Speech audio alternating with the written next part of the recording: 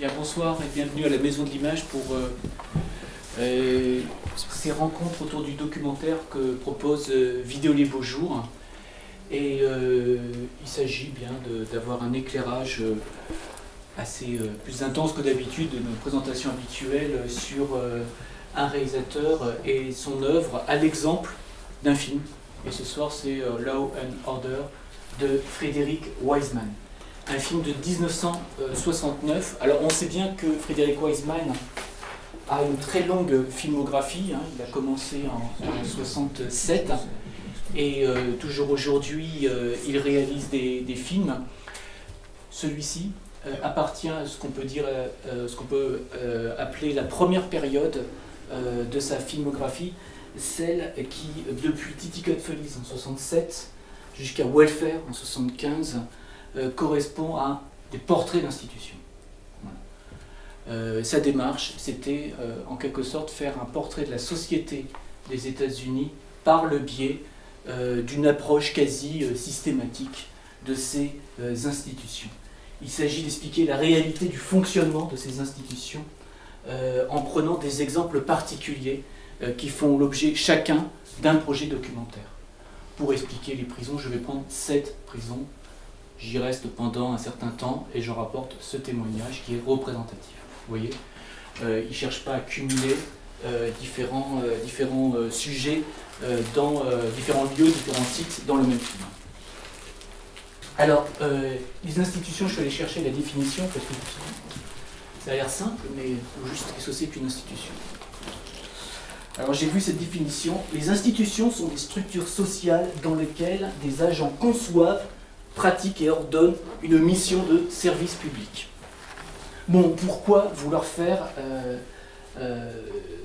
un sujet de film à partir de ces institutions? Eh bien, par souci d'informer le citoyen concerné par leur fonctionnement en tant qu'usager contribuable. Ok. Mais on est dans les années, deuxième partie des années 60, il va y avoir les années 70, on est dans un moment très politique où les idéologies se croisent et il y a ce souci qui émerge de vouloir une transparence de l'activité institutionnelle pour les citoyens. Et plusieurs figures correspondent à ce mouvement. On peut penser à Michel Foucault avec la prison et l'hôpital. Il avait cette phrase « Nous voulons savoir, nous devons savoir ». C'est moi en tant que citoyen, je dois savoir ce qui se passe dans les prisons, les hôpitaux, leur fonctionnement, puisque l'institution est responsable du bien-être, de la garantie de la bonne prise en charge des personnes qui sont dépendantes de ces institutions. On peut penser aussi à Ivan Illich avec l'école, et puis Franco Basaglia avec l'institution psychiatrique. Voilà. Donc des regards critiques qui cherchent à nous concerner, nous tous, citoyens, sur ces différentes zones de la société. Mais chez Wiseman, il y a quelque chose de différent. C'est que c'est une démarche d'enseignant. Lui, avant d'être réalisateur, il a été enseignant en droit à l'université de Boston, et il cherchait à incarner son sujet auprès des étudiants.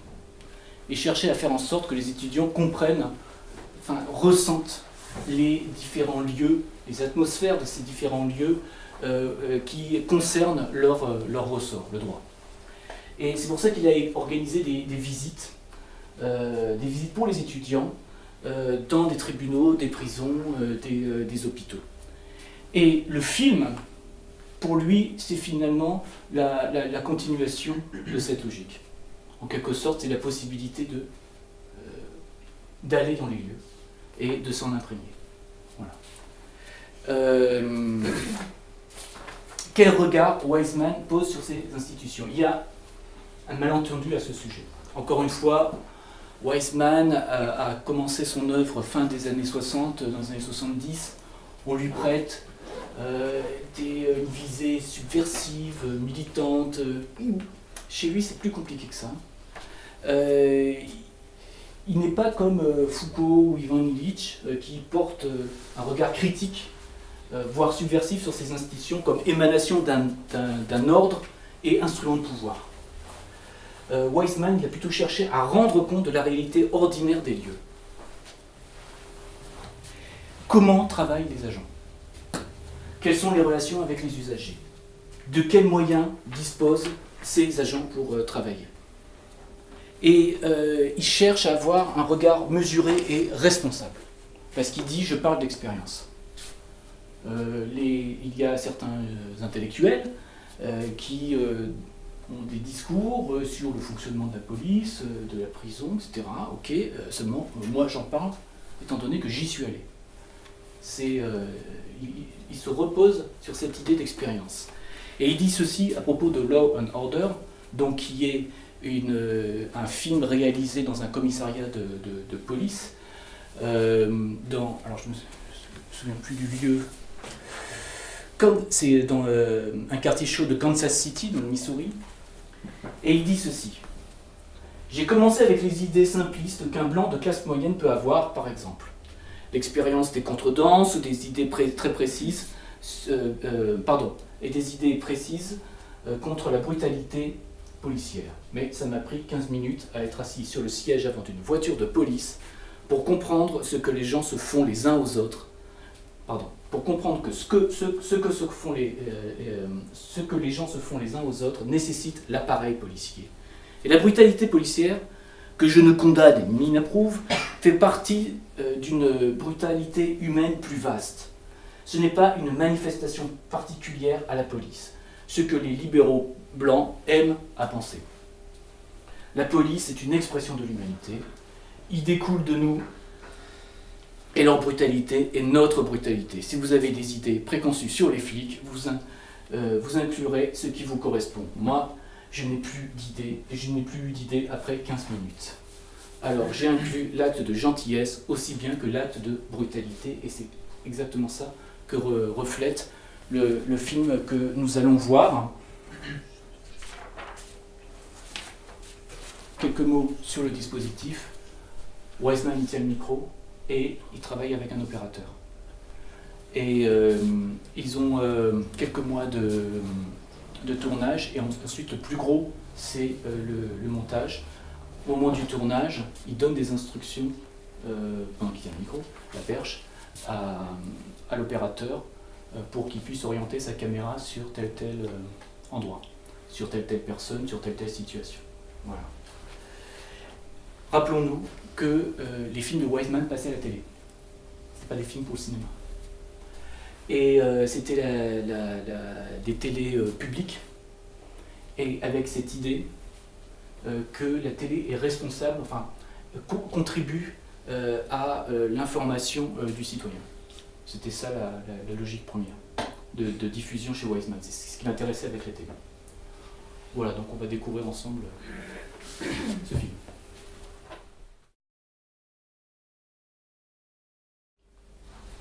Donc là, c'est caractéristique de la démarche de Wiseman. Il a fait aussi Hospital, et qui était avec cette même volonté d'être équilibré en quelque sorte. C'est-à-dire que lui, encore une fois, il ne multiplie pas les sites, mais il multiplie les situations de façon à ce qu'on comprenne qu'il y a diversité de cas que doivent prendre en charge les policiers ou les médecins, et qui doivent s'adapter et s'y adaptent plus ou moins mal, plus ou moins bien. Et ça fait partie de l'ordinaire de l'existence de cette institution. C'est pas des films à charge, c'est pas non plus des éloges, mais voilà, il cherche à montrer, par ces films qui deviennent de plus en plus longs d'ailleurs, à être représentatifs de cette diversité de situations qui sont rencontrées par les agents. C'est compliqué parce qu'on peut lui faire le reproche là, par exemple, qu'on fait souvent aux médias de manière générale, notamment dans les manifestations ou tout ça, où les médias sont toujours du côté des policiers, et donc du coup voient la violence de l'autre côté, quoi. Donc c'est vrai que c'est pas un sujet facile, je pense, en termes d'institution à traiter. Alors il faut voir que là, il décrit l'activité de la police. Oui. C'est-à-dire qu'il ne parle pas des habitants. Il y a tout de même une petite séquence politique. Avec Nixon. Avec Nixon, c'est pas non plus C'est pas anodin. tout à fait anodin. D'ailleurs, dans un film de David Mingay, 10 ans plus tard, qui s'appelle Rude Boy, il y aura aussi Thatcher en 79, qui fait un discours électoral exactement du même teneur, avant d'arriver au pouvoir. Et là aussi, c'est un film qui est sur une chronique de Londres, dans ce Londres qui est très frappé par des émeutes raciales. Et le film, qui est aussi un documentaire, fait ce geste de montrer un discours électoral assez long de Thatcher, qui montre bien comment elle prend l'opinion pour pouvoir accéder au... Et qui porte quand même sur la question de la sécurité. Voilà, c'est la question de la sécurité qui est mise en avant. Alors, Weizmann, il est rattaché au courant du cinéma direct.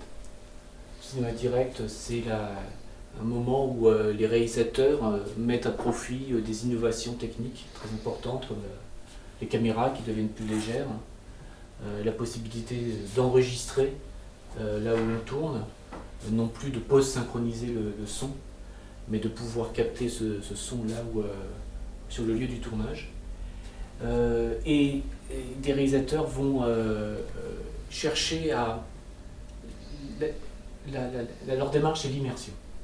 Ils cherchent à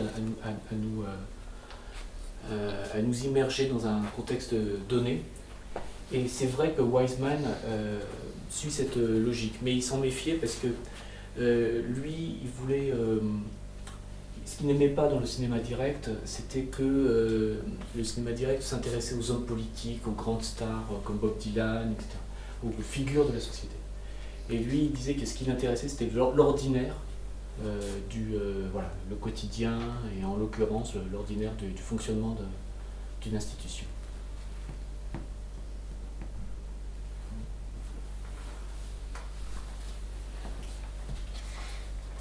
D'autres remarques? Une question. Ouais. Est-ce qu'on en sait plus sur les conditions du tournage, sur la durée qu'il a tourné Le nombre de journées de tournage? C'est des mois. Des mois du tournage? Ouais. Plusieurs mois de tournage et surtout beaucoup de mois de montage. Ok, beaucoup de matériel. Il a énormément de matériel. Et surtout, ce qu'il cherche, c'est à amasser le matériel et ensuite à l'ordonner au montage. Parce que là, on voit une dizaine de personnes, enfin, d'arrestations, Situation. situations. Donc il doit en avoir des centaines s'il a tourné. Ouais, je peux pas vous dire je peux pas te dire le chiffre, mais c'est voilà, sa logique, c'est. Alors il y a quelque chose qui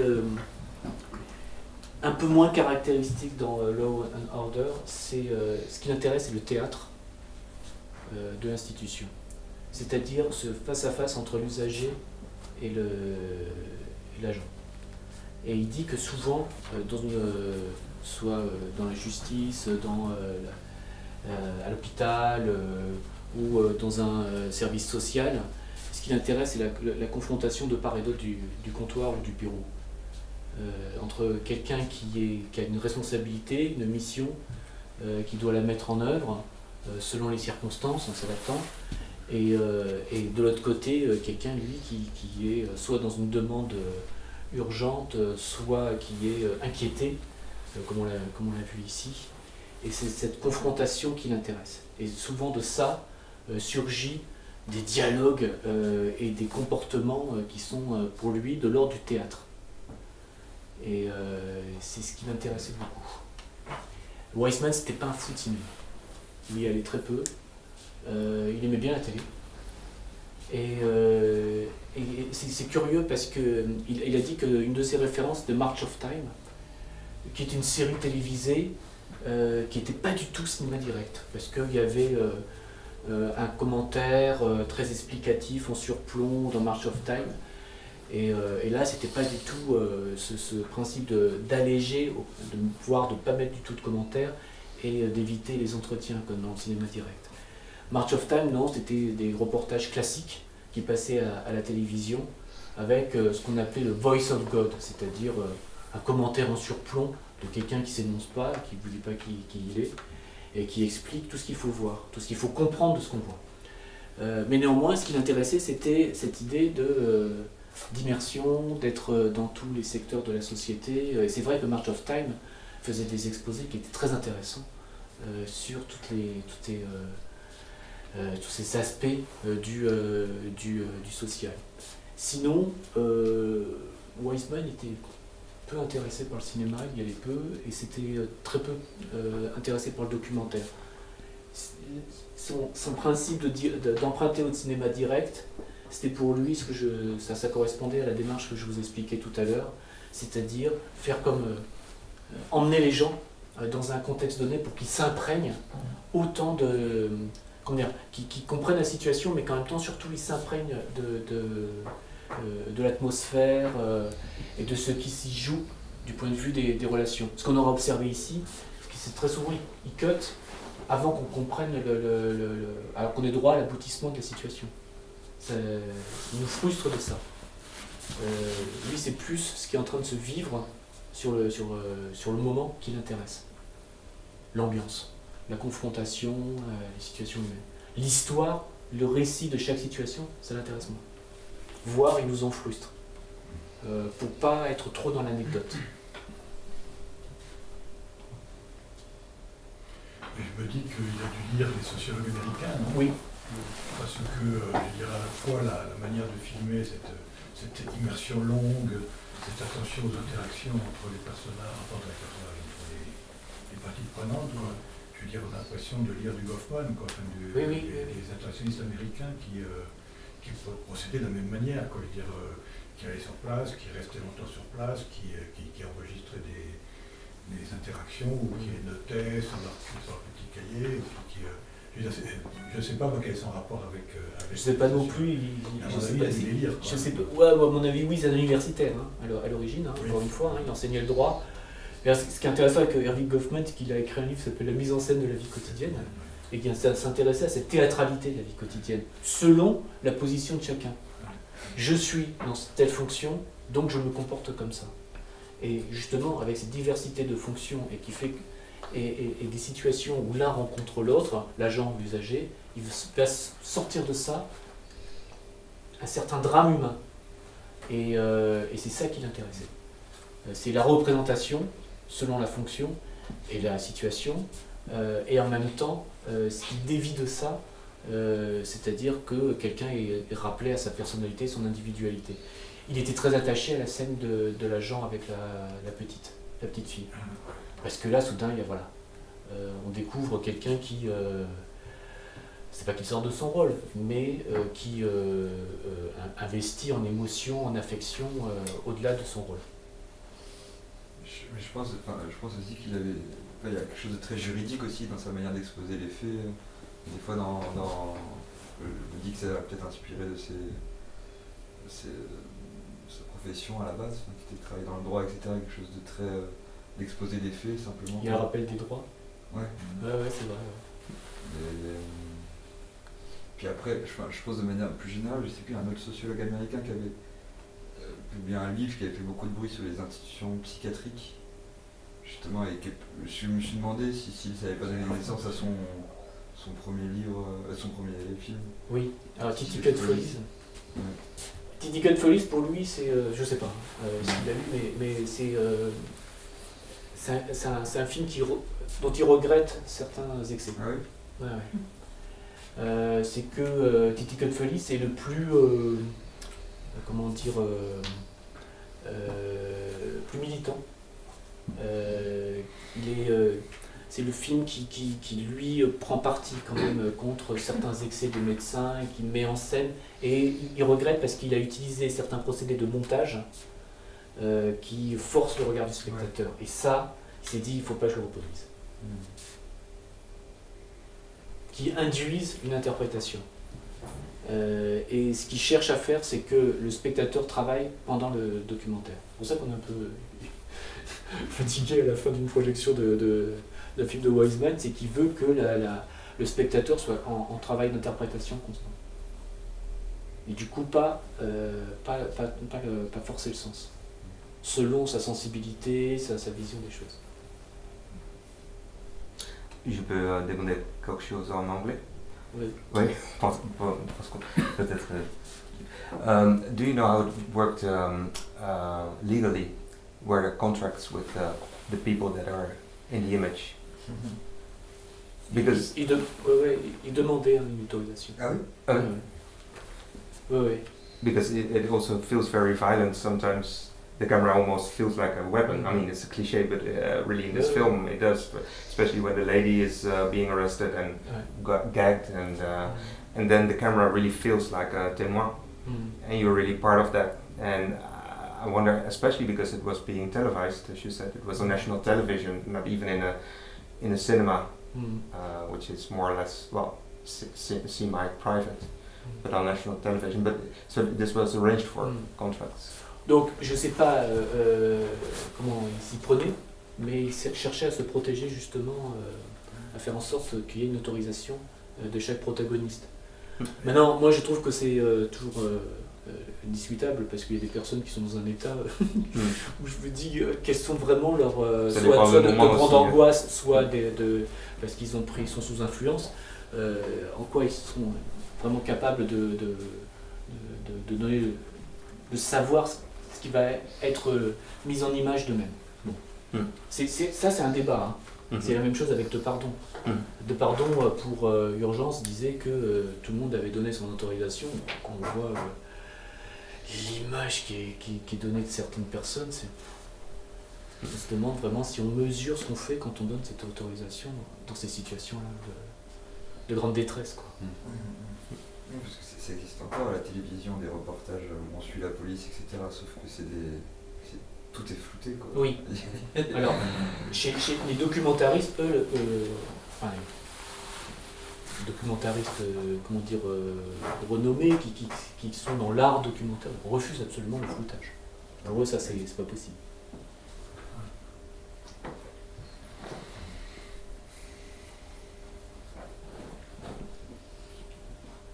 De Pardon connaissait ce travail? Varda connaissait ce travail? Oui. Alors De Pardon était imprégné de... Alors il dit que il avait pas tant que ça. Il a refait les mêmes films en France. Il a quand même vraiment adopté la démarche de Wiseman. Bon, alors ça je peux en parler un petit peu, mais je ne serai pas trop long. Mais, il y a une comparaison qui est faite régulièrement entre le travail de Pardon et celui de Wiseman. Et il y a des critiques qui sont très en colère contre De Pardon, en disant qu'ils ne sont pas du tout aussi équitables que de Wiseman. Et ils forcent le sens. Et il est vrai que De Pardon, contrairement à Wiseman, s'intéresse moins aux agents.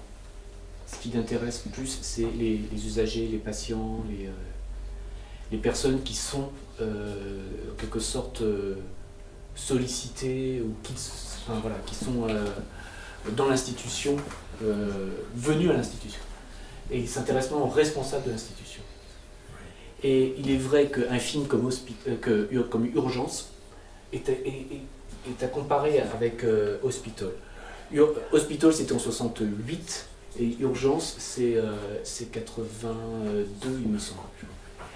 Et dans Hospital il y a constamment, ce qui est constamment montré, c'est le travail des médecins.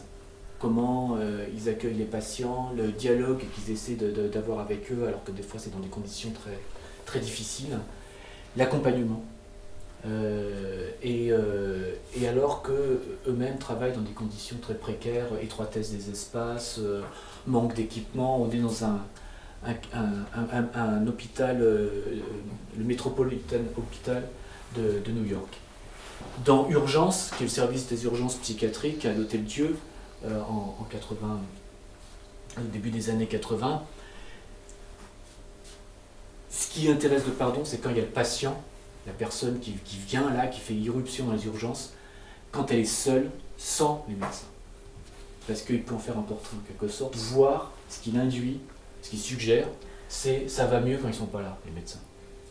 parce qu'une parole se délivre, soudain pardon devient un interlocuteur, les personnes se posent et deviennent, arrivent à dire leur souffrance, leur mal, etc.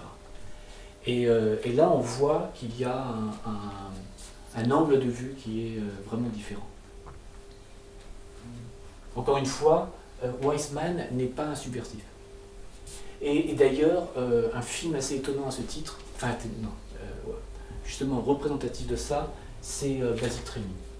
Basic Training qui est dans une caserne et qui montre effectivement ce que ça veut dire être dans une logique de discipline en permanence toute la journée, avec la hiérarchie qui est constamment rappelée, le fait d'être la contrainte du corps, tout ça, il ne nous l'épargne pas, mais en même temps, les officiers sont des personnes responsables, enfin sont montrés comme des personnes responsables et capables d'empathie, de trouver un certain registre de dialogue avec les soldats qui parfois se montrent être des personnes en grande fragilité.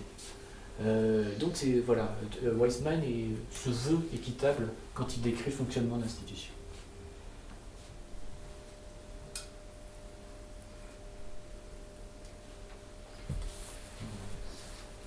Je vous remercie. Merci.